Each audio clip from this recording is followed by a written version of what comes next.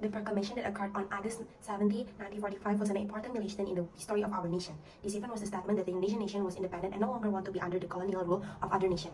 The proclamation of Indonesian independence occurred only a few days after Japan declared defeat to the Alliance. As can be seen, World War II has ended on the European front since May 7, 1945. However, Japan, which was fighting in Asia, still didn't want to surrender. As a final blow to Japan to immediately end the war, the United States dropped 2 bombs on the city of Hiroshima on 6 August 1945 and Nagasaki on August 1945. The bomb tragedy in these two cities ended World War II in Asia. Japan announced its unconditional surrender to Alliance on August 15, 1945. When Japan was on the verge of the defeat, the armed PPKI, which consisted of representation of several groups in Indonesia. PPKI is tasked with preparing for Indonesia independence. Unlike BPUPK, whose members were selected by Japanese military officials among in 16th in Army, PPKI members were selected by General Terauchi, who was the highest warlord Southeast Asia. The other PPKI members come from various Japanese colony strategies in Indonesia. On August 9, 1945, Sukarno, Muhammad Hatta, and Rajiman Widodingrat left Dalat, Vietnam. They meet with General Terauchi on August 12. In 1955, he said the soon Japanese would definitively grant independence to Indonesia. The other PPKI was a former prepared for the uniting independence, and Indonesia was asked to fight alongside Japan in the war. The day after PPKI leaders returned to Indonesia, Japan surrendered unconditionally. The official announcement regarding Japan's surrender to the Alliance was only received in Jakarta on the afternoon August 15, 1945. The youth group in Jakarta then moved and wanted proclamation of independence to be announced as soon as possible. Japan had lost, and there was no point in waiting any longer for the promised gift of independence. The meeting advanced the demands of the youth group that the proclamation immediately the demands of the youth group that the proclamation to be implemented immediately and that the phrase to be completely freed from the Japanese influence. They know that Bung Karno and Bung Hatta would proclaim independence after being approved by the PPKI meeting on August 16, 1945. Moreover, the two figures had to be agreed. The result of this meeting were immediately conveyed to Bung Karno by youth representatives consisting of Ikana, Darwin, Surotokunto, and Subagio. This meeting did not produce anything because the Bung Karno remains firm in his stead to ask for PPKI approval.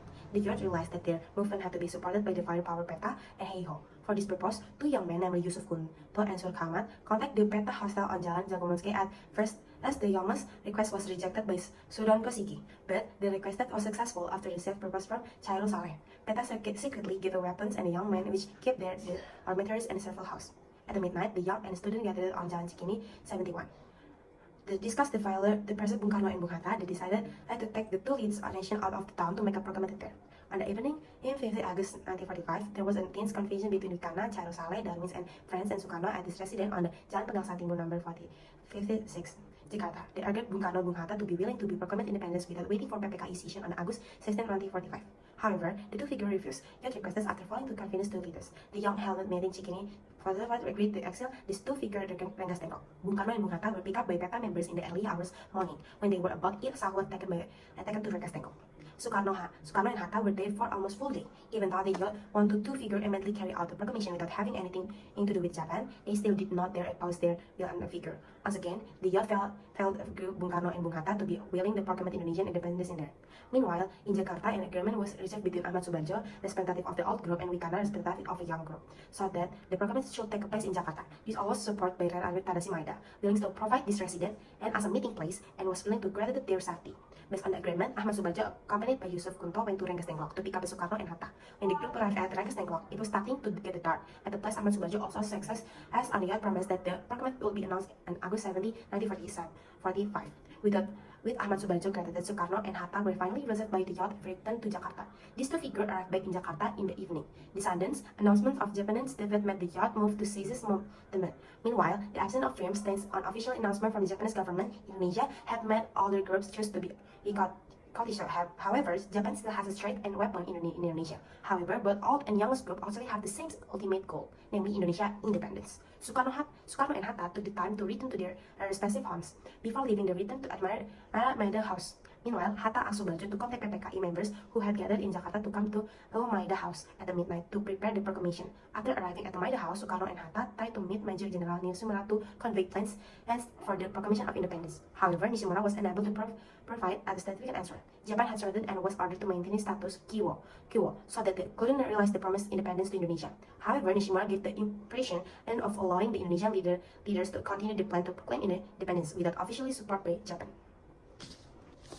Sukarno and Hatta returned to Malaya residence feeling disappointed in the end of promulgation of Indonesian independence had to be carried out regardless whether there was official support from Japan or not. At the time, member of the PPKI, youth member of the Chosaing Central Aviation Council had gathered by Malaya resident. However, not everyone present was involved in formulating the initial draft and proclamation of independence. There were only 5 people involved, namely Sukarno, Hatta, Ahmad Subarjo, Sukarni, and Saiti Malik. After the initial manuscript had been successfully prepared, Sukarno read the result to all those present. Most of the audience agreed with this formation, but the younger group felt the text not clear enough. Sukarni proposed that second sentence be replaced with all existing government affairs must be sized by people from the versions who still copy them. After deliberating the considering various things, the young man's proposal was not used. After researching consisted on the text of the proclamation, Hatta suggested all those present saying the historical text. However, at the suggestion of the youth group, the text was signed by Sukarno and Hatta as representative of the Indonesian nation. The figure involved in formatting proclamation, the text returned their respective residence at 5 o'clock in the morning. The youth and divided the task of preparing the proclamation. Some of them printed the text of the proclamation using the facility of Dominus Agency and distributed it. At the first, the young planned to read the proclamation at Ikada Square, or now we can say Gambir Square or Mono Square. However, when the young got there, they found the file was heavily guarded by Japan soldiers, so it was impossible to read the proclamation in there. Apart from that, many young people did not know that PPKI had agreed to read the proclamation at the Sukarno House on Jalan Belang Santi, Timur 5. A number of youth who moved to Ikada Square received the information that the proclamation would be read at Sukarno House, so they had there. Several Teta soldiers are guarded around the Sukarno residence. Sumiryo, who is the manager of Jakarta, ordered Wilopo to prepare loudspeaker and microphones to tools were apportioned from Gunawan, who was the owner of Satria Radio shop in Salemba. Suhut prepared the pieces of bamboo behind the house and cleaned it for the flagpole. Because of the tense atmosphere, he forgot that actually in front of Sukarno House there were 2 flagpoles that could be used. The young people who were present were starting to get the painted reading of proclamation and instead Sukarno read it. However, Sukarno revealed that Sodon refused to do without Hatta present. Hatta arrived about 5 minutes before 10 o'clock. The proclamation of Indonesia independence was carried out simply. Sukarno delivered a short speech and read the text of the proclamation. They even continued with the raising of the red and white flag. The flag had been prepared and sent previously by Fatmawati after promise of the independence from Khoisan. At the first, SK Trimurti was asked to hoist the flag, but refused, asked Latif to do it with help of Suhut. The flag raising was followed by the singing of the nation anthem Indonesia Raya. The proclamation event was immortalized in a photo by Franz Mendur and Alexander Mendur, who at the time were journalists. However, Alex photographers were confidently destroyed by the Japanese army. So the proclamation photograph was the weekend we see today, artwork of Franz Mendur. The event of the proclamation of Indonesian independence took place in a simple way. Nevertheless, this event had a huge impact on Indonesian nation. The Proclamation of Independence, which was announced on August 17, 1945, was successfully spread by F. Wus via the Domi radio station. The Japanese who knew about this order to stop spreading the news. Nevertheless, news of proclamation managed to receive several hours and was passed on the public because wider the penalty. Order F. Wus continued broadcasting the news every half hour until 16.00.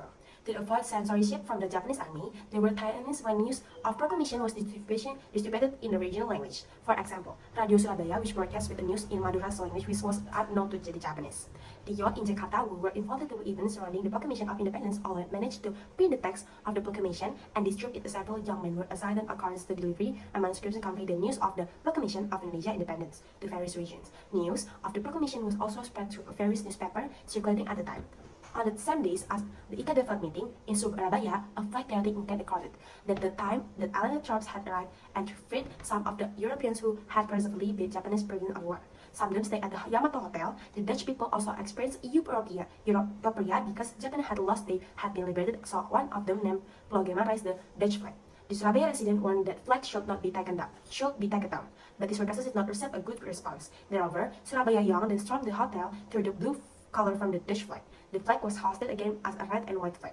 The response of the support of the Proclamation of Indonesian Independence were also manifested in the form of graffiti, or writing building walls in various cities.